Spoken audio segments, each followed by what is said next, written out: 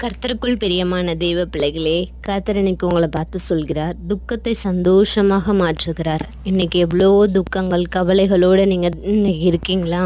இன்றைக்கு உங்களுடைய துக்கத்தை கர்த்தர் மாற்ற வல்லவராக இருக்கிறார்.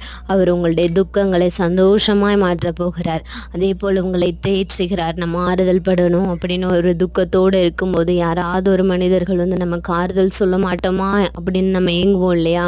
கர்த்தர் நம்மளை பார்த்து இன்னைக்கு சொல்லுகிறார், நான் உன்னை தேற்றி, நான் இருக்கேன், நீ ஏன் பயப்படுற, இதெல்லாம் யோசிக்காதுன்னு கர்த்தர் உங்களை பார்த்து சொல்லுகிறார். உங்களுடைய துக்கத்தையும் சந்தோஷமாக மாற்றி உங்களை தேற்றி உங்களுடைய சஞ்சலத்தை நீக்குகிறார். துக்கத்தோடும் கவலையோடு இன்னைக்கு இருக்கீங்களா? என்னடா இப்படி இருக்கே என்று சொல்லி ஒரு பயத்தோடு இருக்கீங்களா? அப்படிப்பட்ட பயங்களையும் கலக்கங்களையும் கர்த்தர் மாற்றி அதை நீக்கி சந்தோஷமாய் மாற்றுகிறார். இன்னைக்கு நீங்கள் தேவன் ஒருவரை மாத்திரம் நீங்கள் நம்பி இருக்கும் பொழுது உங்களுடைய துக்கங்கள் எல்லாம் சந்தோஷமாய் மாறும். உங்களை தேற்றுகிற ஒருவர் இருக்கிறார். அவர் தான் நம்ம இயேசு கிறிஸ்து. நீங்கள் அவரை முழுமையாய் நம்பும் பொழுது, அவருடைய சமூகத்தை பற்றி பிடிக்கும் பொழுது, கர்த்தர் உங்களுடைய துக்கத்தை கூட சந்தோஷமாய் மாற்றுகிறவராக இருக்கிறார்.